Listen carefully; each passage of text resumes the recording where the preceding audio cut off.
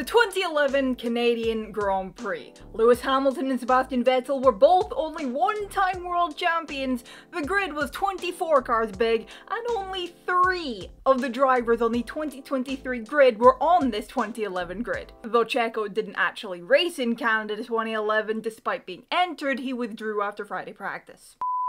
The 2011 Canadian Grand Prix is famous for being known as the longest Formula One race in history. The clock stopping at 4 hours, 4 minutes and 39.537 seconds when 2009 world champion Jenson crossed the finish line to take victory. And so 12 years on from that race, let's look back at how Jenson won the longest F1 race ever.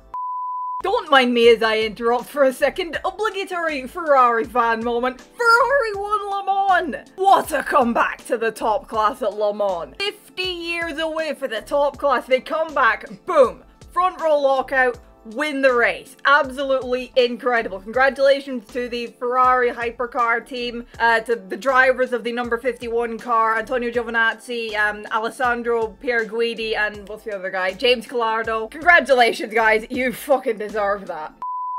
Button lined up P7 on the grid behind the 2 Red Bulls, the 2 Ferraris, his teammate Hamilton, and also Rosberg's Mercedes. But he wouldn't get the chance to try and get ahead of any of them at the start because as it was pissing it down, the race started under the safety car.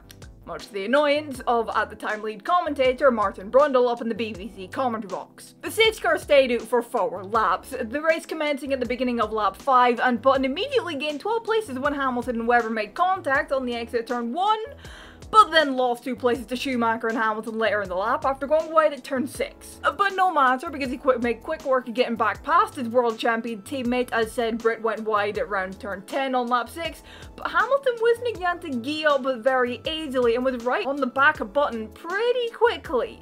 Over the final chicane at the end of lap 7, Hamilton made moves to try and get back ahead of Button doing the main straight into turn 1 as they made their way onto lap 8. But the gap he went for disappeared rather quickly, and funnily enough, when a gap isn't there, you can't exactly get past. And the 2 McLarens touched. Racing incident, Button's fault, Hamilton's fault. Watkins, but the stewards saw it as a racing incident and the contact ended Hamilton's race and brought out the safety car. A few people pitted at this time and Button was amongst them, opting to go on to the intermediate tires pretty early, and he rejoined the race in P12 after making his first trip through the pits of the race. It was under this safety car when Jenson came under investigation for exceeding the speed limit under the safety car. So you know, not so good for the 2009 world champion or McLaren, given that he was their only remaining car in the race. But he had a restart to contend with before a verdict came on that, as racing got back underway heading onto lap 13, which is the lap when Button immediately got a drive-through penalty for speeding under the safety car. He served it straight away at the end of the lap, taking his second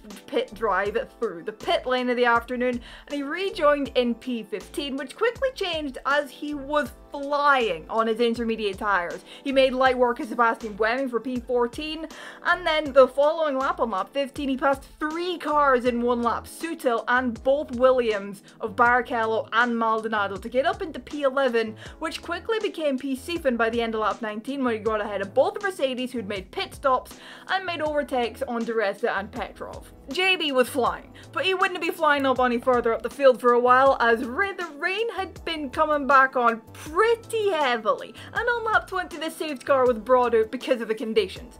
Several drivers pitted and Button was amongst them, making his second trip of the afternoon for a pit stop and his 3rd time through the pit lane, exiting in P11 that became P10 after Michael Schumacher pitted a couple laps later, still under the safety car. He continued behind the safety car for a few laps, but the rain wasn't getting any better, and on lap 25 the race control made the decision to bring out the red flag for the conditions, and they all pulled back around to the grid to line up.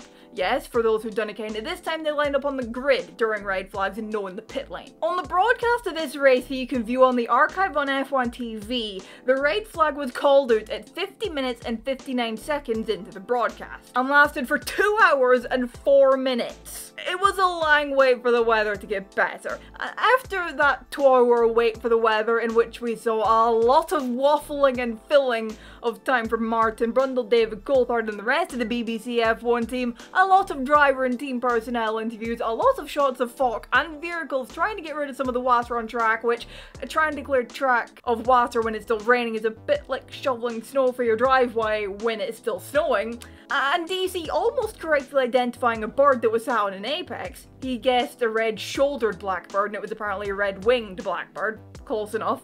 We finally got going again behind the safety car at 2 hours and 55 minutes into the aforementioned archive on F1 TV of this race broadcast. We had 9 laps under the safety car before racing finally got going again, heading on to lap 35, and Button was immediately up to 9th place, but pitted at the end of the lap for a new set of intermediate tyres. His 3rd pit stop of the race and 4th time through the pits, and he rejoined doing in P15, and over the next lap or so was able to pick up a couple places past D'Ambrosio and Sutil into P13, and then he got up into P9 from other people pitting for intermediate tyres as he started lap 37. He was hounding Fernando Alonso for P8 at this time, but he couldn't quite get the move, or well, he did get the place and the move, but it was because they made contact that made Alonso spin his way into retirement and Button got a puncture. So it was a short-lived place gain and a 4th pit stop and 5th time through the pits for Button as the safety car was back out and he'd made a stop for more inters and a new front wing. Rejoining right at the back in P21 before the racing got going again at the start of lap 41. From here, Button was flying. By the end of lap 46, the lap in which DRS was finally enabled, Button was in P12, having passed Liuzzi, Carther-Kane, Trulli, D'Ambrosio, Glock, Duresta, De La Rosa, Buemi, and Sutil, and then a couple laps later on lap 49, he found himself in P10 after he passed Maldonado, who went wide, and then Alguersuari on the back straight. It was at the end of lap 50 when Fox started pitting for dries. The dry line had formed and Fox taking the gamble to switch, and this got Button up to P8 before he dove into the pit lane for slicks at the end of lap 51 for his 5th and final pit stop of the afternoon and 6th and final time through the pit lane, and he rejoined in P10, which became P6 come lap 54 after gaining places for other Fox stopping for dries. And he on this lap also made very quick work of Heidfeld for P5, and then on the next lap took Kobayashi for P4. Button was absolutely flying at this point. But that's all the progress he'll be making for a few laps, as the safety car was out once again on lap 57 for cleaning up debris on track for Nick Heidfeld having had an incident. And I will say, I kinda like how his car just neatly went into the runoff. Out the way. It was new for very long though, and racing got going again at the start of lap 61. Button was a period bit held up by a lapsed Virgin car on the restart, but it didn't really affect anything because he was quickly back on the back of Webber in P3, who did try and move on Schumacher in P2 at the end of 63, but he couldn't quite finish it and cut the final chicane, which did gain him the place, and that's when Button tried to go for on Schumacher but couldn't quite get it, and Webber gave the place back anyways because he had to. But Button did get the move done on the Australian at the end of lap 64 when Webber almost dropped it out of the final chicane, and then he made light work of Schumacher with the DRS at the end of the 65th lap, and he set the fastest lap in the process. Button was 3 seconds behind Vettel now, who'd been controlling the entire race, but the Brit was lapping a 1.5 seconds faster than the German, and at the end of lap 66 he was only 1.5 seconds ahead of him with yet another fastest lap. At this time it was clear it was going to be close to the 2-hour limit for the race, by the way, but as the drivers headed on to the 69th and penultimate lap, it was clear that they would just get the 70 laps done within the 2-hour race time limit, and Button was now just around 1 second behind Vettel.